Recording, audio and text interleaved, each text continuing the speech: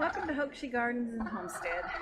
So we have taken the small coop out of the chicken run because the new girls and gentlemen, we have a rooster now, but they have taken up to staying in the coop with the big girls. Once we started letting them out, it was just a few days before they started putting themselves up at night in with the big girls. So now they have their own little area in the coop where they're going.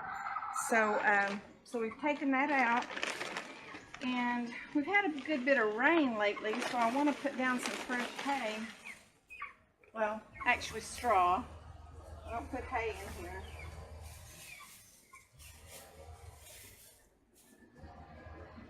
But I want to put down some fresh straw for them. And another thing is the guineas. The guineas have decided that they want to be in here. They are roosting up here at the very top.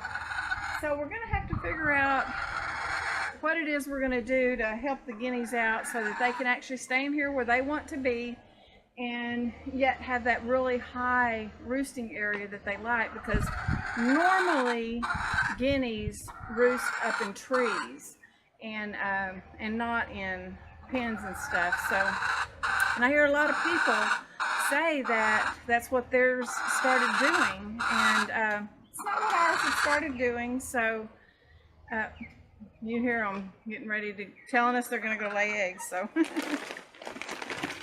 But that's not what ours have started doing, and we're just going to kind of let them do what it is they're wanting to do.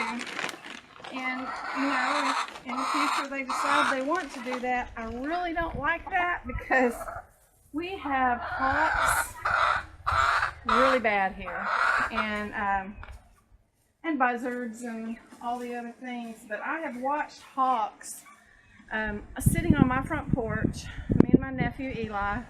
And he goes, "Hey, Jeannie, look at that." This hawk came down into the yard across the way, plucked up a bird at their feeder, and flew off with it. And I do not want that happening to my girls. So I love hawks. I think they're beautiful birds. They're, you know, really tough birds. But so I like the image of them, but I don't like them coming after my chickens. And there are times when you see them circling around the house, and so they know they're here. They know where they're at. You know, especially people who have feeders out. It's almost like you're calling them to come in and get the birds when you live out in the country. So feeders are nice. We have them. And they're nice because, especially in the winter time, we try really hard in the winter time to keep the feeders full, because that's when the birds really have a hard time finding food. So at that time we try to do that. So I'm going to finish putting down the hay and the straw. I'm going to finish putting down the straw, and then I'm going to give them some fresh water. And then there's an area over here and a couple of trees that I want to talk to you about and tell you some plans that we have for them.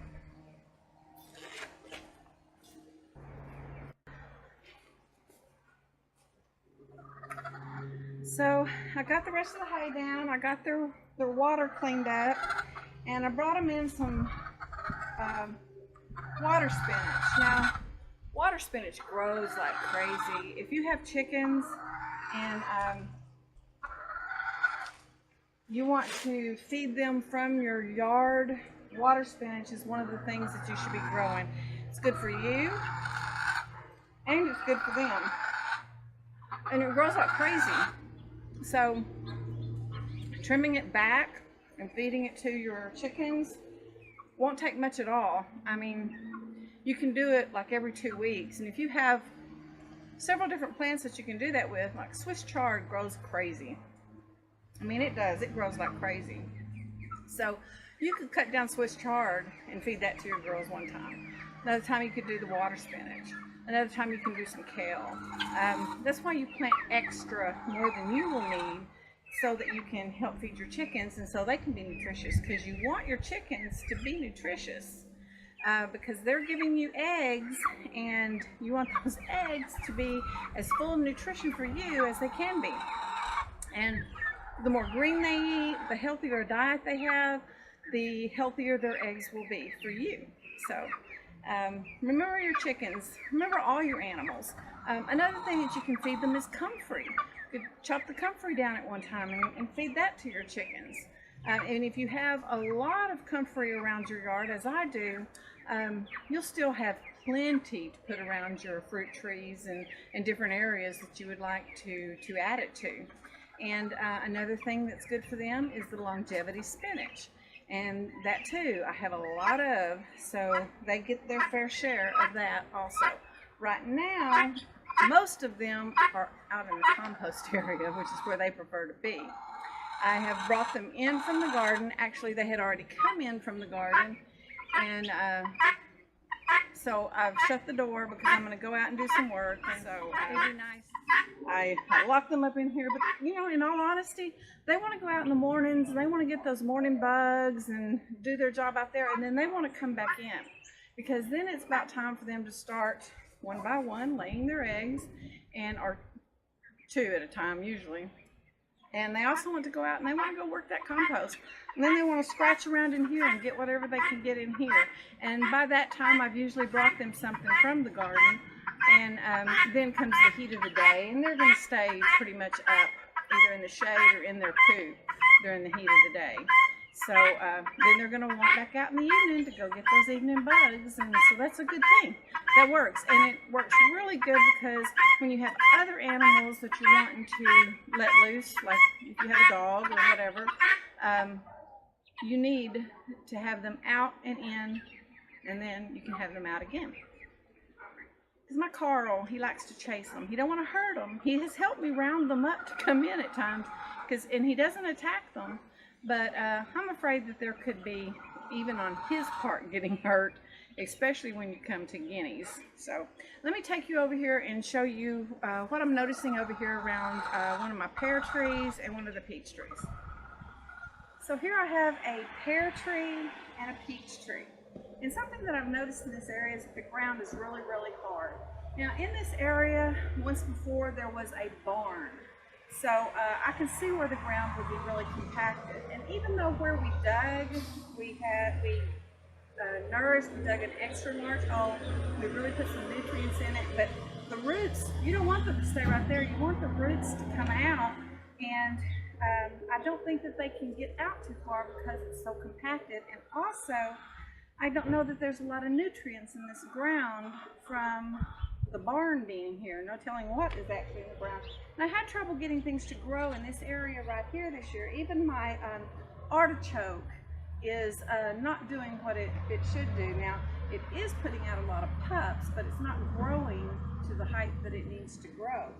So that I will be dividing and putting out through my garden area. But here, what we're going to do is we're going to come about right here, and we're going to dig a hole. And I want the hole to be about this high. Yes, that's a lot of work. But we're going to dig the hole, and we're going to do the same around the peach tree.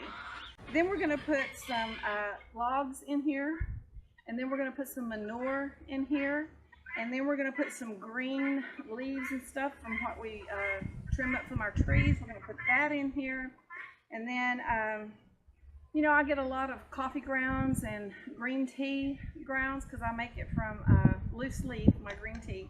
I'm going to put that in here, and then we're going to fill that up with some good compost, which we have plenty of right now. So we're going to fill that in with some good compost, and then I'm going to put hay on top of that, really, really thick. And hopefully that is going to give the roots place to grow. It's going to put as that stuff rots, because we're going to make it deep enough to where there will no light be getting to it, because if the light gets to it, it's just going to rot and it's not going to do anything. It's going to dry out.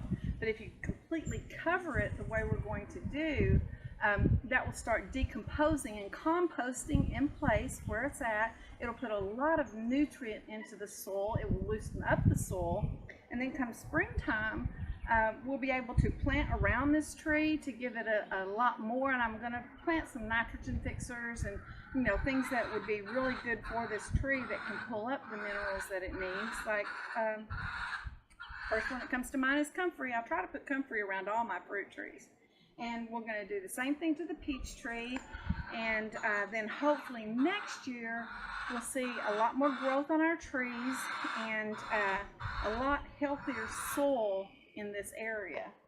So that's what we're gonna do, and when we get started and get it done, we'll let you see how we do it and the outcome of it. So I wanted to show you one thing in this area that is not having any problems whatsoever, and that is the loofah. It is growing like crazy. It has totally taken over the arbor.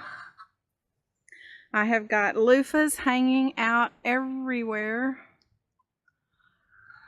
And one of the reasons for that is the soil underneath the loofah. I don't know if you can pick this up, but we've got a lot of organic matter here. One thing that we have done quite a few times is we have emptied out the chicken coop, and we have put that straw or wood chips, whichever the case is, underneath this area. And the soil here is really, really nice, and you can see the loofahs love it, and they're growing like crazy. I'm going to have a bumper crop this year, and I am going to have some large loofahs. I mean, look at this thing. I can't even put my hand around that. It would take both of my hands to go around that loofah. But this ground, the soil here is just, look at this. I can just dig it with my hand, and it is beautiful, beautiful soil. And that's what I want all around my area, anywhere I'm growing, and that's how you get it. And I want that with my two trees. And now this is my lamb's quarters, and it is going to seed, and so soon I will be taking this up. But when I take it up, I will be taking the leaves off of all of it. I'll have one big salad that'll last me for the week, because I'm going to be doing that to other things also. But I'm going to be dehydrating it so that through the winter I can get the nourishment from my lamb's quarters, and then I will have my seeds so that I can have it again next year. And I'm sure that plenty will drop in this area so that I will have it here again. This is where I come right outside my door and I pick most of my greens. This is the area that I frequent the most. This is some tall stuff. I can't even reach to the top of that one. Thank you for joining me today. It is a beautiful day.